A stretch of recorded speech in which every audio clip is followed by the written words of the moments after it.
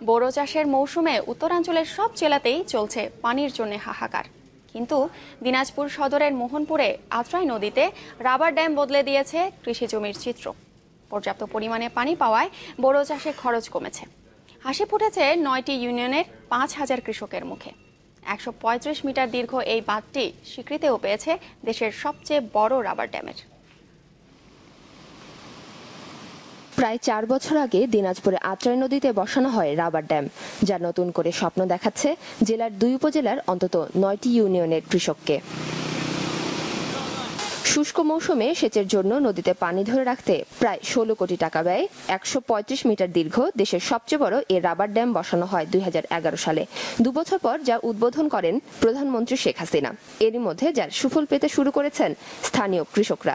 পানিটা ওভার উঠছে, বিরাট একটা সুবিধা হয়েছে এবং জমিতে রসও সুন্দর আছে। আগে পানি খুব কষ্ট আসলো, এখন পানির কষ্ট খুব কম। সুবিধাপ্রাপ্ত কৃষকরা বলছেন, রাবার ড্যাম বসানোর পর ভূগর্ভস্থ পানির স্তরও উপরে উঠে এসেছে, ফলে এখন সহজেই সেচ দেয়া যাচ্ছে জমিতে। এখন তো রাবার ড্যাম হয়ে মনে করুন যে জনগণের সুবিধা হয়ে গেছে, পানিটা ভাসা পাচ্ছে, একটু জমিও বেশি করে লাগা যাচ্ছে, আবাদও ভালো হচ্ছে।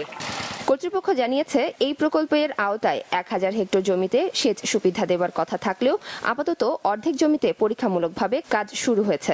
পুরোটা শুরু করা গেলে এই ড্যাম থেকে সেচ সুবিধা পাবে সদর ও চিরিবন্দর উপজেলার ৬২টি গ্রামের ৫,০০০ কৃষক।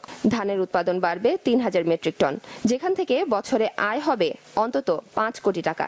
এই রাবার ড্যাম ফলে দিনাজপুর তো বটেই, সারা বাংলাদেশের কৃষি উৎপাদন বৃদ্ধিতে যদি এতটুকু সহায়তা রাখে সেটি অনেক বেশি বলে আমরা মনে করি। এই এলাকায় প্রায় ২,০০০ হেক্টর জমিতে অতিরিক্ত ফসল উৎপাদন হবে এবং কৃষকরা আর্থিকভাবে প্রায় ৫ কোটি টাকার মতো লাভবান হবে। কৃষি জমিতে সেচ দেয়া ছাড়াও প্রায় ৪৪ কিলোমিটার জলাশয়ে মাছ চাষেরও পরিকল্পনা করছে কর্তৃপক্ষ। Desk report, channel.